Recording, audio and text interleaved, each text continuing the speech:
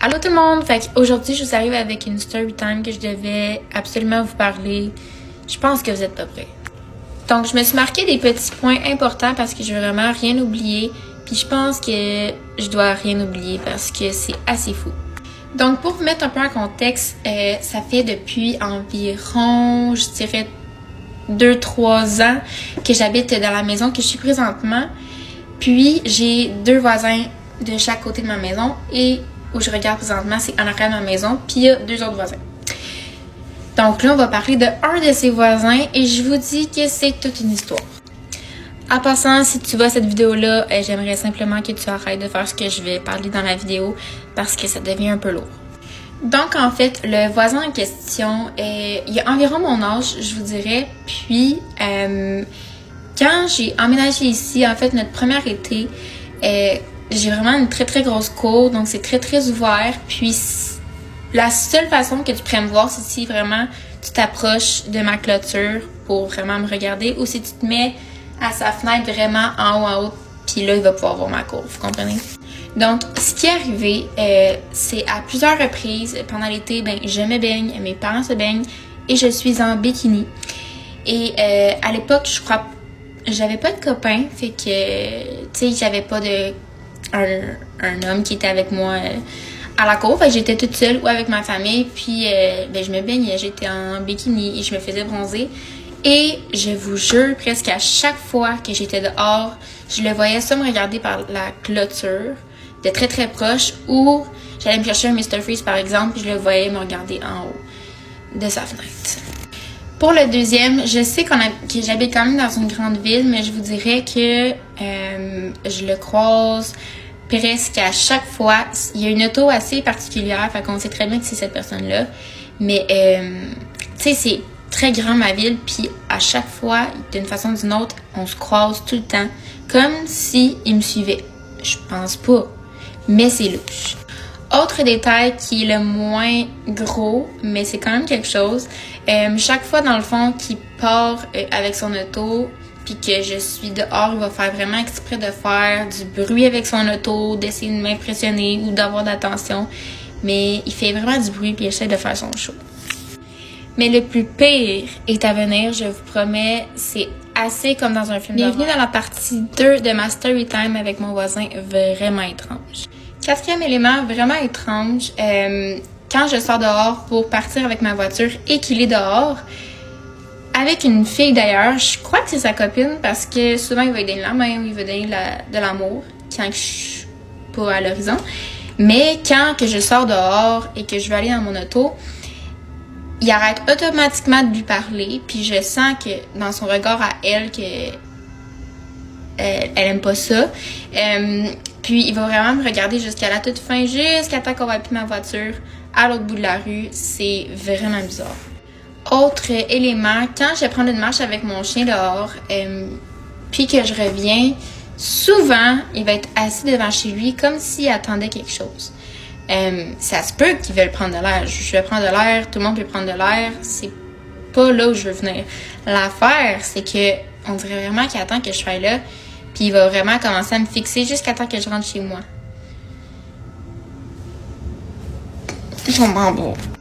Ou même, ça peut arriver qu'il est comme avec des amis dans son entrée. Puis ils vont jaser, là, je les entends de loin. Mais aussitôt que j'arrive, plus un mot. Plus personne parle. Mais là, le meilleur pour la fin. Je pense que vous n'êtes pas prêts pour ça. Honnêtement, ça me fait vraiment peur. Vous me direz ce que vous en pensez dans les commentaires. Je sais comme pas comment réagir à ça, mais c'était comme l'affaire de trop. Fait que je vous explique. Donc, hier, j'ai été dormir chez mon copain. Puis pour une raison précise, j'ai dû revenir chez moi de bonne heure. Donc, il était environ 5 heures du matin peut-être. Il faisait encore très noir parce qu'il commence à faire de plus en plus noir tôt le matin. Puis mon copain était me reporter chez moi vraiment tôt, vers 5 heures du matin.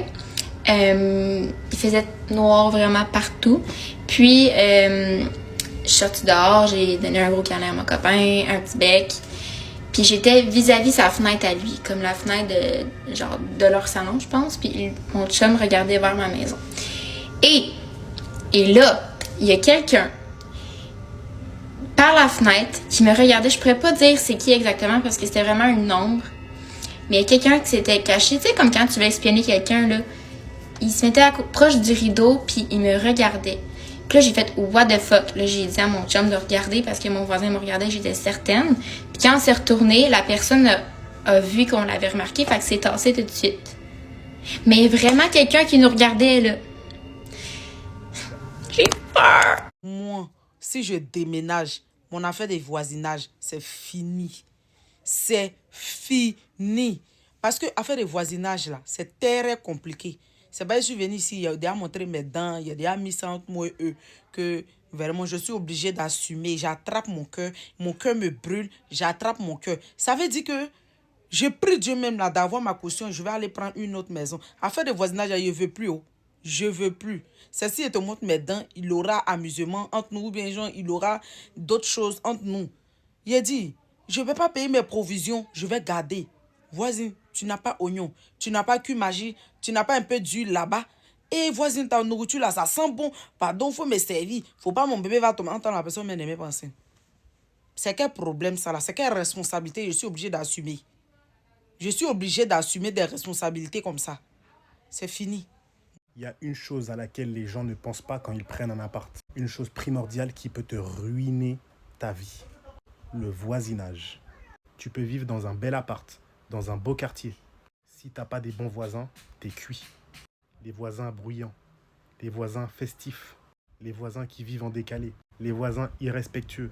Tu peux dire au revoir au calme et à la tranquillité. Parce que quand tu rentres chez toi, c'est pour avoir du calme, de la tranquillité. D'ailleurs, les bruits que vous entendez là, c'est mes voisins. Il fait bon, il fait chaud, t'as envie de te relaxer, d'ouvrir la fenêtre pour sentir l'air frais. Regarde ça. Tout le temps. Voilà. Alors je sais, vous allez me dire, ouais, mais si t'es pas content, si t'as besoin de tranquillité, va à la campagne.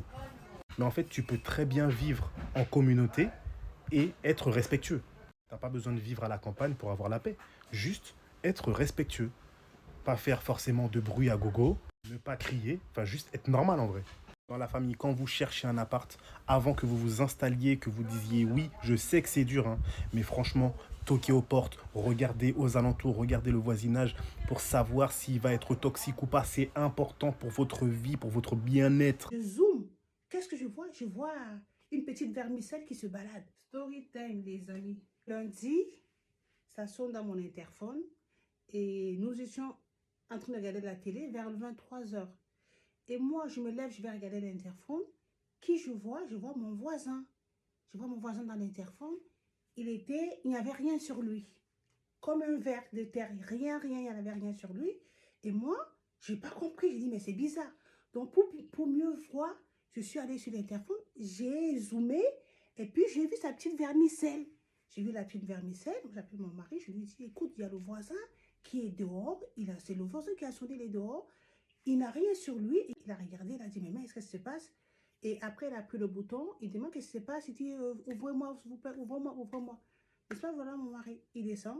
Et moi, je le suis. Il me dit, tu pars où? Moi, je dis, moi, je viens voir. Je dis, qu'est-ce qui se passe? Moi, j'arrive avec un plaid. Je lui tends le plaid. Il était en panique, en panique. On rentre, il rentre. On le fait s'asseoir. On dit, qu'est-ce qui se passe? C'est un voisin qu'on connaît. Il vient souvent à la maison. Le voisin discutait avec une fille sur Internet qu'il a rencontrée dans un site de rencontre depuis 4 mois. Donc, il discutait avec la fille, tout allait bien. Ils se sont vus plusieurs fois. Ils allaient manger au restaurant, ils allaient boire et tout. La fille, ça allait bien. Et un jour, la fille vient chez lui et moi, je sortais mes poubelles. Il m'a dit, ah, voilà ma copine. Je lui ai dit, mais la prochaine fois quand vous venez à la maison et tout. Justement, il n'avait pas de café. Il me dit qu'il n'a pas de café. Je leur ai dit, mais venez à la maison. Ils sont venus, ils sont montés. La fille, très sympa et tout. Je dis, je suis contente. Mon voisin, il a rencontré quelqu'un. On a pris un café. On a mangé des gâteaux. Tout allait bien. Après, ils sont partis. Mais jusque-là, elle n'avait jamais conclu. À chaque fois, quand il veut conclure, elle disait toujours non, non. Ça fait au moins 4 mois. Ils se voyaient. Tout allait bien. Le vendredi, elle était venue chez lui passer le week-end. Donc, elle avait son petit sac. Il y avait tout dans le petit sac. Maintenant, il arrive dans la chambre et tout. Il va s'allonger. Et la fille, il voit que la fille, elle traîne. Elle a dit qu'elle allait prendre sa douche. Après, elle vient. Elle avait mis sa petite nuisette et tout. Elle rentre sous la couette. Après, ça commence. Il veut descendre la main en bas. Elle veut pas. Chaque fois, il descend la main en bas et elle veut pas. Lui, il était déjà chaud. Hein. Il dit qu'à un moment donné, il veut mettre sa main en bas. Qu'est-ce qu'il sent? Il sent un énorme plantain. Bien dressé. Il ouvre la couette pour voir. Il dit qu'il a vu un énorme plantain qui était tout debout. Il a tellement été traumatisé qu'il a sauté de son lit. Il est sorti de chez lui comme un ver de terre. Je lui dis, elle est où? Il me dit qu'elle est encore chez lui. Donc, du coup, je monte vite chez lui pour aller voir la fille. Je vois la fille, je dis, mais qu'est-ce qui se passe? Elle m'explique que, ah oui, elle était tombée folle amoureuse du gars, elle a eu un coup de foudre, elle n'avait pas le courage de lui dire la vérité, qu'elle était transgenre. J'ai dit, mais écoute, c'est pas honnête ce que tu as fait. Tu vois, il fallait lui dire dès au départ que tu es transgenre. Soit il accepte la situation, soit il refuse. C'est à lui de voir. Elle a voulu être honnête, mais du coup, elle a eu peur que si elle dit la vérité, le gars ne voudra plus. Du coup, elle a dit qu'elle s'en va. Et moi, je dis OK. Donc, j'ai récupéré les clés. J'ai fermé son appartement. La fille, elle est partie. Je suis revenue chez moi. Je lui ai dit, écoute, la fille, elle est partie. Il était traumatisé. Traumatisé. Je pense qu'il a fait des séances de psy. Voilà, les amis. C'est ce que je voulais vous partager avec vous. Abonnez-vous. J'ai plein. Il m'arrive que des trucs comme ça. J'ai plein des histoires. Premier jour de vacances, et je me réveille à 7h30 du matin. Pourquoi, me direz-vous? Non pas parce que je suis en pleine forme, parce que j'ai des voisins. C'est pire que l'enfer sur Terre. Vraiment, en fait, ça fait 3 ans que j'ai des voisins qui sont insupportables. Mais quand je vous dis que c'est vraiment insupportable, je n'ai jamais vécu ça de toute ma vie. Ça fait 18 ans que j'habite dans cet appartement. J'ai jamais eu de problème avec personne, jamais. Heureusement, je suis toujours tombé sur des gens civilisés, mais là, ça fait 3 ans que ces connards me font vivre un enfer. Et le pire, c'est que, il y a de ça 1 an et demi maintenant, elle a donné naissance à un monstre encore plus monstrueux qu'elle. Et vu que dans mon immeuble, les murs sont super fins, en fait, je suis dans ma chambre, et en fait, le mur qui est juste là à côté, c'est leur salon. Je vous laisse même pas imaginer, quand le gamin a décidé de jouer tous les matins très tôt, j'ai l'impression qu'il joue dans ma chambre, le type. Je vous mens pas, ça en fait trembler les murs de ma chambre. Et avec ça, vous rajoutez les cris, les pleurs, les cris stridents de la maman qui essaye de calmer son gamin. Elle a une voix, mes amis, j'en rêve la nuit. Enfin, j'en cauchemarde la nuit plutôt. Et tout l'immeuble n'en peut plus. Tout l'immeuble n'en peut plus. Juste en dessous d'eux, la pauvre, il y a une petite vieille de bientôt 90 ans. Je sais pas comment elle fait. Sincèrement, je sais pas comment elle fait. Des fois, quand je la croise dans l'immeuble, on se regarde juste. Et des fois, je lui dis, mais sincèrement, je sais pas comment vous faites. Elle me dit, je sais pas comment je fais non plus. En plus de ça, elle a déjà reçu 2 lettres de la part de la gérance qui lui disait justement de se calmer parce qu'il y a eu des plaintes comme quoi il faisait trop de bruit. Et en fait, ce que je comprends pas, c'est pourquoi est-ce que les gens n'arrêtent pas, même après 2 lettres. Alors certes, c'est pas des menaces, rien à voir, c'est juste des lettres d'avertissement pour modérer le bruit, pour respecter justement les autres locataires. Et je ne comprends pas en fait pourquoi ces gens-là ne font pas un minimum d'efforts, ne serait-ce qu'un minimum. Ça fait bientôt 2 ans que je dors plus correctement en fait. Ça fait quelques mois que je vais entamer une cure de sommeil pour régulariser mon sommeil parce que je n'arrive plus. Et en fait, ce que je trouve aberrant, c'est que on paye un loyer, d'accord? Et en fait, quand on paye un loyer, eh ben, on veut juste être chez soi de façon tranquille, pouvoir se reposer, juste se reposer, ne serait-ce qu'1 heure. L'autre jour encore, j'avais tellement mal dormi pendant la nuit et en fait, je me suis dit, bah, à ma pause de midi, je vais faire une sieste en fait, de midi à 13h. J'ai eu le temps de mettre ma tête sur l'oreiller. J'ai la chambre qui a commencé à trembler parce que bah, le petit avait décidé de jouer maintenant au foot dans le salon.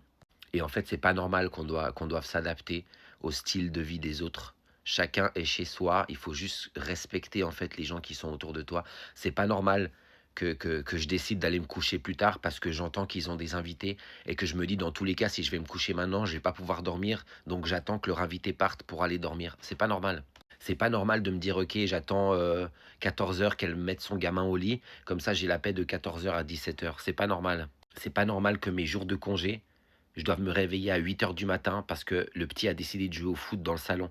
Et ça, 6 fois par semaine, 6 jours sur 7. Le problème, c'est que c'est même pas juste le petit, c'est eux en fait. Parce que même avant qu'il naisse, le petit, elle mettait la musique tellement fort.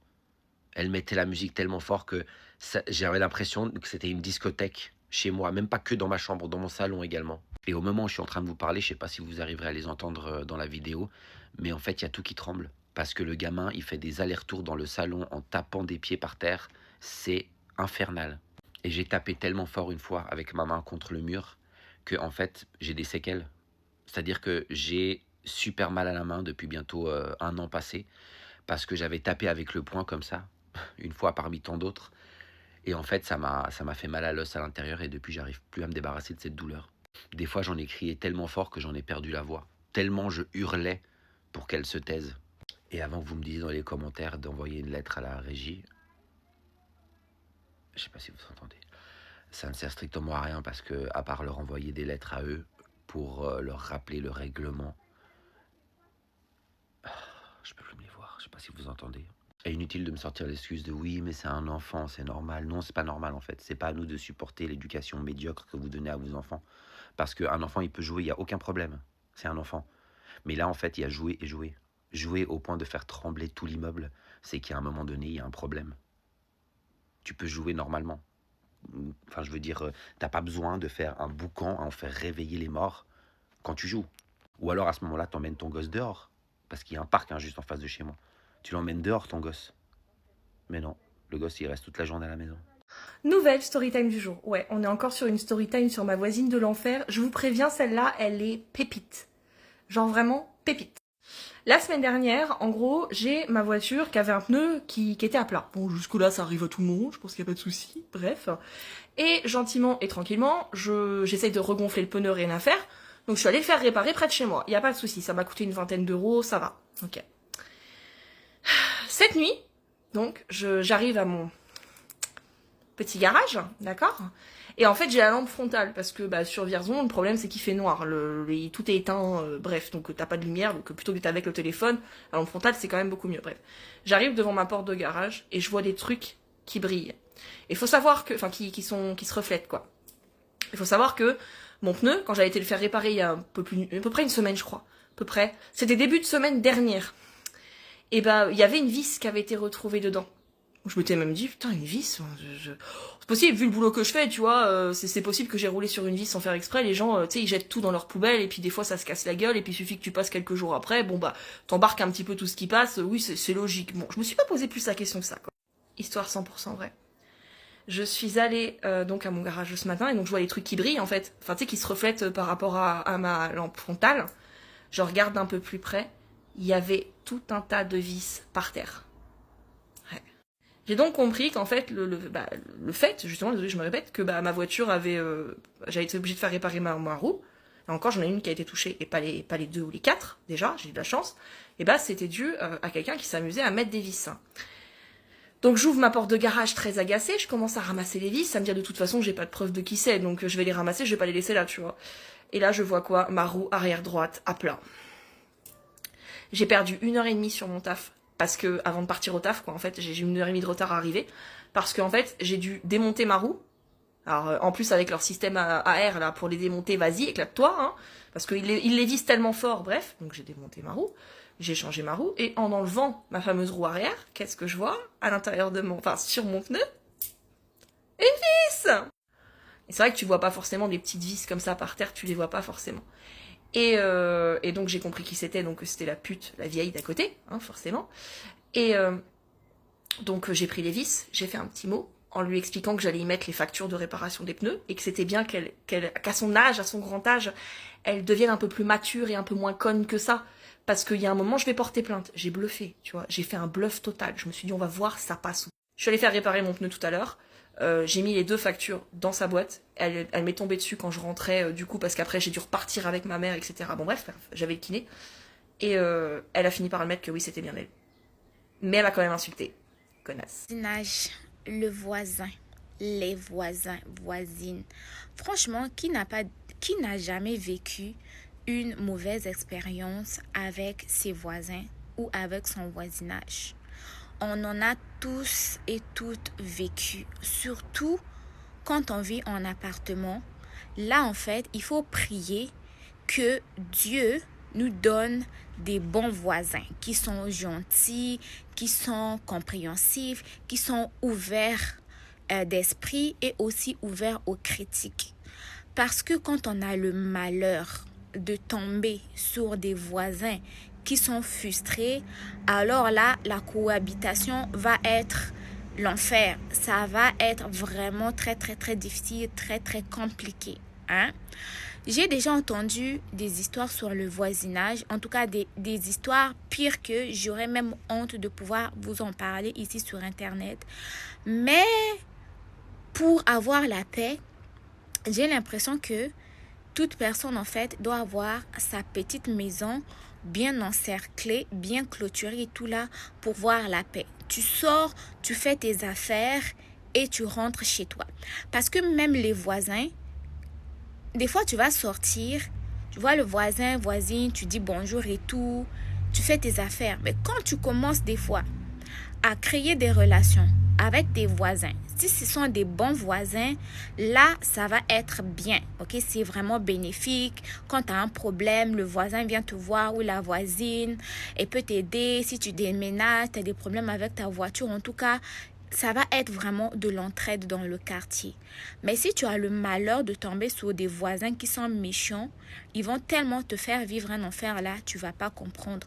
Dans ce cas-là, la solution, c'est bonjour, bonsoir, tu pars. Des fois même là, tu vas dire bonjour, le voisin, la voisine ne va pas répondre. Basta, tu vas à tes occupations et voilà. Parce que surtout ici en Occident là, quand on dit voisin, voisine, voisinage là, sache que c'est tes premiers espions.